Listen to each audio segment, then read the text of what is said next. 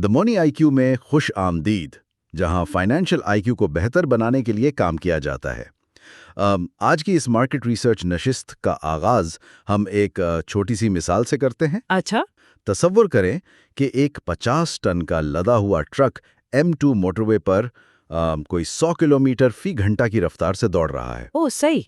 बाहर शदीद गर्मी है और उस भारी भरकम मशीन को किसी खौफनाक हादसे से बचाने वाली सिर्फ एक ही चीज है, और वो है चंद मिलीमीटर मोटा रबर जो जमीन से मुसलसल रगड़ खा रहा है। बिल्कुल वही एक आखिरी लाइन ऑफ डिफेंस होती है अब। हाँ, तो आज के इस तफसीली तज्जिये में हम उस खास रबर को बनाने वाले कंपनी यानी सर्विस लॉन्ग मार्च टायर्स लिमिटेड, जिसे हम SLM कहते हैं, उस पर गहरी नज़र डालेंगे। हम इनके आने वाले इनिशियल पब्लिक ऑफरिंग, इनके बिजनेस मॉडल और उन खतरात का जायज़ा लेंगे जो यानी किसी भी सरमायाकारी के फैसले पर असरअंदाज हो सकते हैं। चलिए इसको थोड़ा डिटेल में समझते हैं, क्योंकि जब हम किसी ऐसी कंपनी की बात करते हैं जो हैवी ड्यूटी ट्रांसपोर्ट के पहिए बनाती है, तो असल में हम पूरी मईशत की रफ्तार को समझने की कोशिश कर रहे होते हैं। यहाँ जो बात सबसे दिलचस्प है वो ये है कि लॉजिस्टिक्स वाकई किसी भी मुल्क की रगे जान होती है, और अगर सप्लाई चेन रुक जाए ना तो समझें इकोनॉमी का पहिया खुद ब खुद ठहर जाता है। हाँ, बिल्कुल रुक जाता है। इस कंपनी के पीछे एक बहुत अजीब और दिलचस्प कॉम्बिनेशन है। अच्छा, किस तरह का कॉम्बिनेशन? SLM दरअसल 3 बिल्कुल मुख्तलिफ कुव्वतों का एक जॉइंट वेंचर है जो जनवरी 2020 में कायम हुआ था। हाँ हाँ, यही वो पहला पॉइंट था जिसने मुझे भी सोचने पर मजबूर किया। मैंने देखा कि इस वेंचर में एक बहुत बड़ी चाइनीज कंपनी है, चाओयांग लॉन्ग मार्च टायर कंपनी लिमिटेड। ठीक, बिल्कुल। और उनका सबसे बड़ा हिस्सा है, तकरीबन 42.57%। सही। और ये कंपनी 140 ममालिक में काम करती है। इनका सालाना टर्नओवर $580 मिलियन से ज्यादा है। तो मेरे जहन में फौरन ये सवाल आया कि इतनी बड़ी ग्लोबल लीडर कंपनी को पाकिस्तान आकर सर्विस इंडस्ट्रीज लिमिटेड, जिनका 21.37% हिस्सा है, और माइको कॉरपोरेशन के मिस्टर शाबिर अहमद, जिनका 5.09% हिस्सा है, उनके साथ पार्टनर बनने की क्या जरूरत थी? ये सवाल बहुत मंतकी है। यानी वो चाहते तो अपना 100% सेटअप यहाँ लगाकर सारा मुनाफा खुद रख सकते थे ना? ये देखने में शायद अजीब लगे, लेकिन इसमें एक बहुत गहरी बिजनेस स्ट्रैटेजी छुपी हुई है। एक आलमी कंपनी जब किसी नए मुल्क में आती है तो उसे ज़मीन खरीदने, लेबर यूनियंस को हैंडल करने और मुकामी ब्यूरोक्रेसी से निपटने में बरसों लग सकते हैं। हाँ, लोकल डायनामिक्स समझना आसान नहीं होता। बिल्कुल। अब सर्विस इंडस्ट्रीज लिमिटेड को देखें, वो यहाँ पिछले कई दहाइयों से मैन्युफैक्चरिंग कर रही है। उन्हें इस मिट्टी की, यहाँ के कवानीन की और लेबर कल्चर की बहुत गहरी समझ है। सही, एक बना बनाया लोकल स्ट्रक्चर मिल गया। हाँ, और दूसरी तरफ चायोंग लॉन्ग मार्च के पास ऑल स्टील रेडियल टायर्स की वो एडवांस चाइनीज टेक्नोलॉजी है जो यहाँ किसी के पास नहीं थी। और तीसरी कड़ी मिस्टर शबीर अहमद और माइको कॉरपोरेशन। एग्जैक्टली, उनका टायर डिस्ट्रीब्यूशन में 40 साल का तजुर्बा है। 40 साल? मतलब अगर मैं इसे क्रिकेट की जबान में समझाऊं तो ये एक मुकम्मल ड्रीम टीम लग रही है। हाँ, अच्छा मवाजना है। चायोंग के पास आलमी सतह की बेहतरीन टेक्निक और इक्विपमेंट है। सर्विस इंडस्ट्रीज लोकल पिच का मिजाज जानती है और कंडीशंस को समझती है। और माइको कॉरपोरेशन एक बेहतरीन फील्डर की तरह है जो प्रोडक्ट को सीधा बाउंड्री यानी कस्टमर तक पहुंचाती है। लेकिन इस टीम का मकसद सिर्फ मैच खेलना नहीं है, बल्कि अपने इर्द गिर्द एक ऐसी दीवार खड़ी करना है जिसे कोई और न फलांग सके। इसे हम फाइनेंस की जबान में इकोनॉमिक मोट कहते हैं। अच्छा, इकोनॉमिक मोट। हाँ, अगर कल को कोई और इंटरनेशनल टायर कंपनी पाकिस्तान में अपना सेटअप लगाना चाहे तो उसे सिर्फ एक बेहतरीन फैक्ट्री ही नहीं लगानी होगी, बल्कि उसे सर्विस इंडस्ट्रीज जैसा लोकल पार्टनर भी ढूंढना होगा। बिल्कुल। और माइको जैसा मजबूत डिस्ट्रीब्यूशन नेटवर्क भी चाहिए होगा, जो कि रातों रात खड़ा करना तकरीबन नामुमकिन है। इन तीनों ने मिलकर नए आने वाले कंपेटिटर्स के लिए रास्ता इंतहाई मुश्किल बना दिया है। जबरदस्त। ओके, तो उनके पास एक सॉलिड मोट है। हाँ। और एक ड्रीम टीम है। राइट। लेकिन अगर उनका बिजनेस इतना ही सॉलिड और प्रॉफिटेबल है तो फिर वो शेयर्स आम आवाम को क्यों बेच रहे हैं? एक्सपेंशन के लिए कैपिटल चाहिए होता है। सही। लेकिन इस आईपीओ का मकसद क्या है और इसकी कीमत कैसे तय हो रही है? मैंने मार्केट डेटा में पढ़ा कि 389.7 मिलियन शेयर्स इशू किए जा रहे हैं। हाँ, जो कि पोस्ट आईपीओ कैपिटल का सिर्फ 5% बनते हैं। सिर्फ 5%? अच्छा।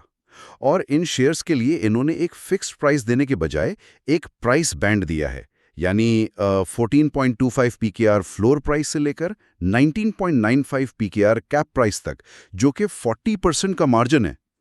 यहां आकर कहानी वाकई बहुत दिलचस्प हो जाती है। बिल्कुल होती है। क्योंकि जब आम लोग किसी दुकान पर जाते हैं तो चीज की एक ठीक कीमत होती है। ये फ्लोर और कैप का क्या चक्कर है भला? एक घर की तामीर छोड़ी चल रही है यहाँ। हाँ हाँ, नहीं, घर की तामीर तो नहीं है। अगर हम इसे बड़े तनाजुर में देखें तो ये कीमत तय करने का इंतहाई शफाफ तरीका है, जिसे बुक बिल्डिंग कहा जाता है। बुक बिल्डिंग, ठीक। फिक्स्ड प्राइस में कंपनी खुद तय करती है कि उसकी कीमत 15 रुपए है। अब चाहे मार्केट उसे सस्ता समझे या महंगा, लेकिन बुक बिल्डिंग एक डच ऑक्शन की तरह काम करती है। अच्छा, थोड़ा आसान अल्फाज में अगर इसे समझाएं। इसे आप ऐसे समझें जैसे किसी प्राइम लोकेशन पर घर की नीलामी हो रही हो। सेलर कहता है कि मेरी कम से कम डिमांड 14.25 रुपए है, यानी ये फ्लोर प्राइस है। लेकिन डिमांड के हिसाब से कीमत 19.95 रुपए यानी कैप प्राइस तक जा सकती है। सही, समझ गया। और इस ऑक्शन में शुरुआती 75% हिस्सा सिर्फ बड़े मालियाती इदारों, म्यूचुअल फंड्स और हाई नेट वर्थ इन्वेस्टर्स के लिए रखा जाता है। ये लोग अपना करोड़ों रुपए लगाने से पहले कंपनी की फैक्ट्री का दौरा करते हैं, इनकी किताबें चेक करते हैं और बहुत गहरी ड्यू डिलिजेंस करते हैं। अच्छा, तो यानी ये बड़े खिलाड़ी इस फ्लोर और कैप के दरमियान अपनी बोलियां या बिड्स लगाते हैं। बिल्कुल। और इस मार्केट रिसर्च के मुताबिक इन इदारों के लिए लिमिट बिड यानी कम से कम बोली 2 मिलियन पीकेआर रखी गई है। फिर जब ये तमाम बिड्स सिस्टम में जमा हो जाती है तो डिमांड को देखते हुए एक कतई कीमत तय होती है। हाँ, वही फाइनल प्राइस होती है। क्या इसी को स्ट्राइक प्राइस कहते हैं? सही दिशा में सोच रहे हैं, मगर इसमें एक छोटी सी टेक्निकलिटी है। स्ट्राइक प्राइस वो कीमत है जिस पर ये तयशुदा 75% शेयर्स मुकम्मल तौर पर फरोख्त हो जाते हैं। ओह, अच्छा। जो इन्वेस्टर्स इस प्राइस से ऊपर बिड करते हैं उन्हें शेयर्स मिल जाते हैं, और जो इस प्राइस से नीचे बिड करते हैं वो आउट हो जाते हैं।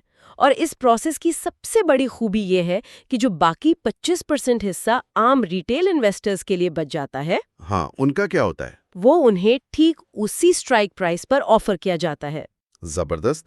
तो इसका फायदा आम इन्वेस्टर को ये होता है कि उसे पता होता है कि मैं जो कीमत दे रहा हूँ वो हवा में तय नहीं हुई। बिल्कुल। वो ये कीमत बड़े फंड्स ने अपने माहिरीन की गहरी रिसर्च के बाद अदा की है। लेकिन वैल्यूएशन पे वापस आते हैं। इन्होंने कीमत तय करने के लिए डिस्काउंटेड कैश फ्लो यानी डीसीएफ मॉडल का सहारा लिया है और साथ ही ग्लोबल पीयर्स जैसे कि जेबीसी ग्रुप और कैंटोस्टोरा से इसका मवाजना किया है। हाँ, कंपैरेटिव वैल्यूएशन भी की है। ये डीसीएफ मॉडल आखिर काम कैसे करता है? मेरे ज़हन में तो ये आता है कि ये एक तरह से मुस्तकबिल का अंदाज़ा लगाना है, जो कि गलत भी हो सकता है। आपका खदशा बिल्कुल बजा है। डीसीएफ मॉडल असल में एक मैथमेटिकल अप्रोच है जिसमें कंपनी अंदाजा लगाती है कि वो आने वाले 5 या 10 सालों में कितना कैश कमाएगी। सही। और फिर उस मुस्तकबिल के कैश को आज की कीमत में डिस्काउंट किया जाता है। लेकिन जैसा कि आपने कहा, ये तमाम तर अंदाजों पर मबनी है। हाँ, मतलब प्रेडिक्शंस हैं सब। बिल्कुल।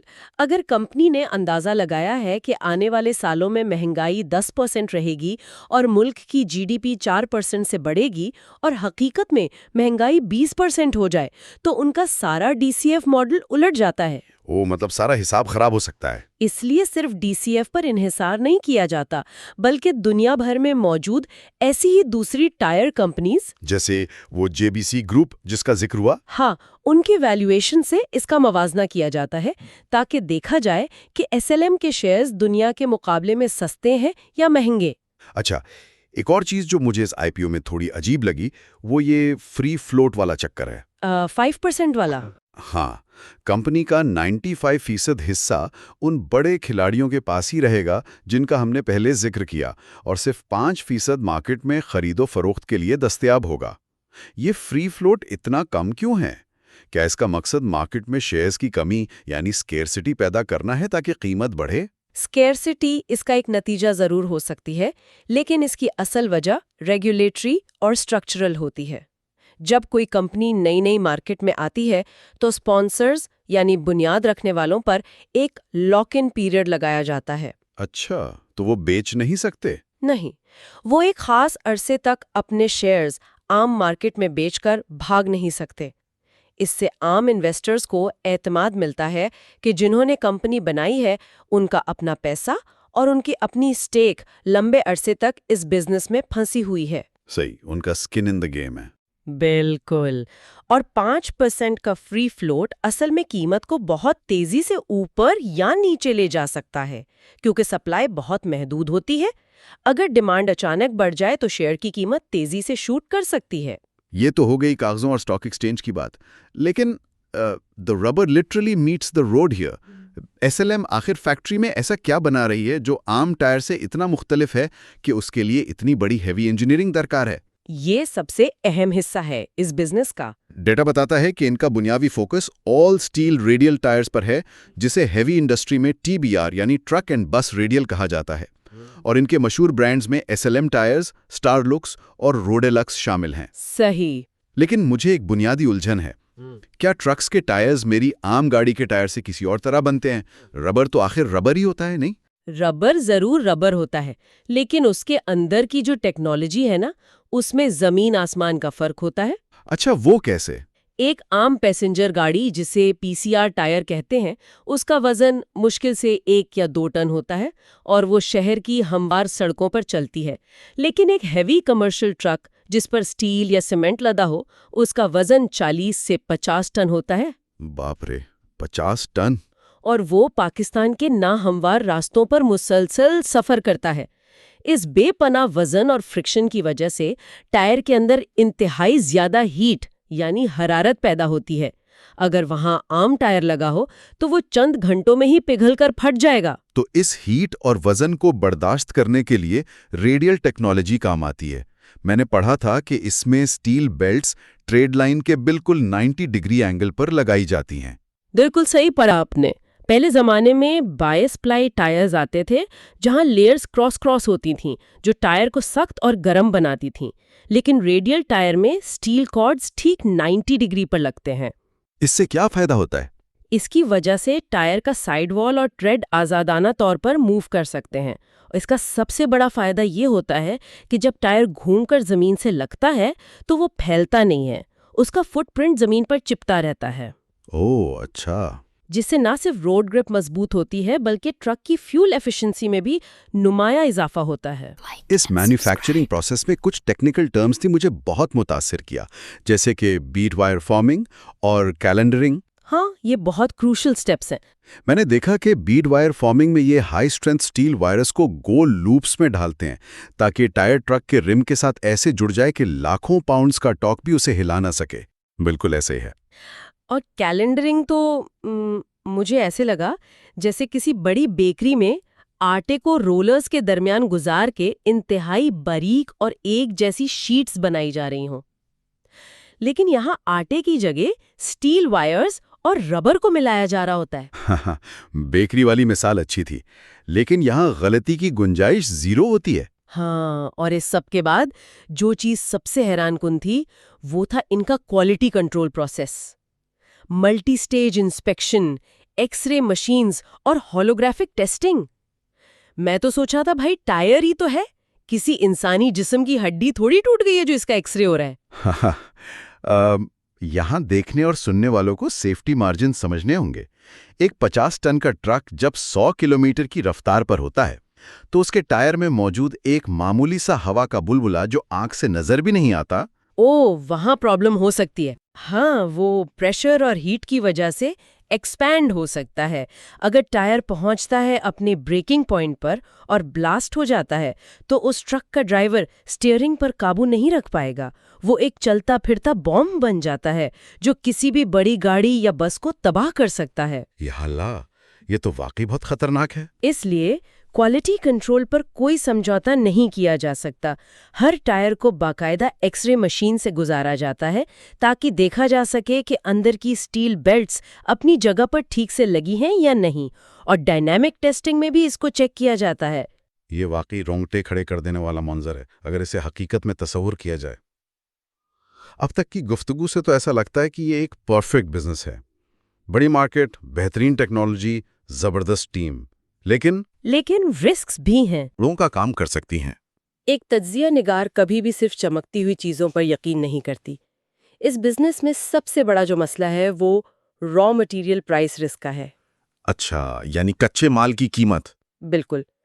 टायर बनाने के लिए आलमी सतह पर नेचुरल और सिंथेटिक रबर खरीदा जाता है। अगर दुनिया में सप्लाई चेन डिस्टर्ब होती है या रबर पैदा करने वाले ममालिक में मौसम खराब हो जाता है तो रबर की कीमतें आसमान से बातें करने लगती हैं।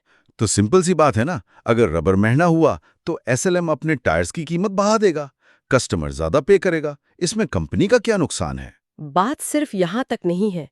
असल मसला एक्सचेंज रेट या एफएक्स रिस्क में छुपा है। ओह, करेंसी का चक्कर। हाँ, पाकिस्तान में कंपनी रबर डॉलर्स में खरीद कर इंपोर्ट करती है और टायर्स मुकामी मार्केट में रुपए यानी पीकेआर में बेचती है। सही। अगर अचानक डॉलर के मुकाबले में रुपया गिर जाए तो उनकी रॉ मटेरियल की कॉस्ट रातों रात बढ़ जाएगी और आप हर छोटे करेंसी झटके के बाद मार्केट में टायर की कीमत नहीं बढ़ा सकते। क्यों नहीं बढ़ा सकते? वरना कस्टमर आपसे दूर भागने लगेगा ना।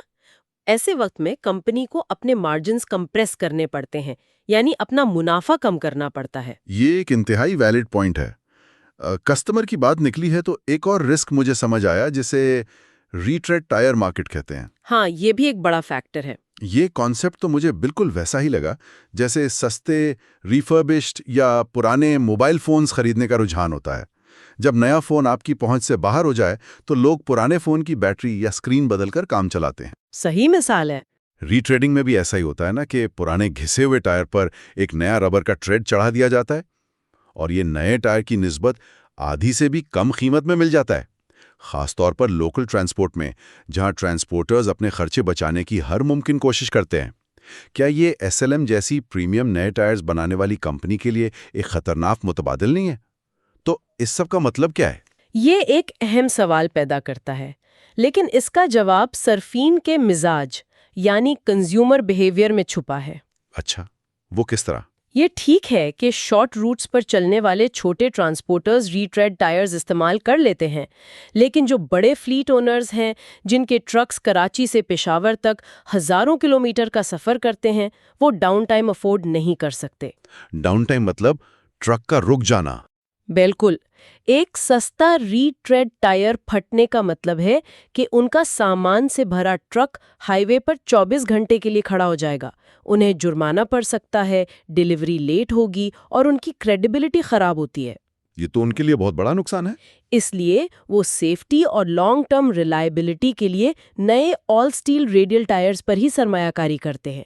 लेकिन हाँ, एक और खतरा जो इन सब से बड़ा है वो है इकोनॉमिक स्लोडाउन, यानी माशी सुस्त रवि। हो यस, मैक्रो इकोनॉमिक्स, यानी मुल्क की मईशत का हाल।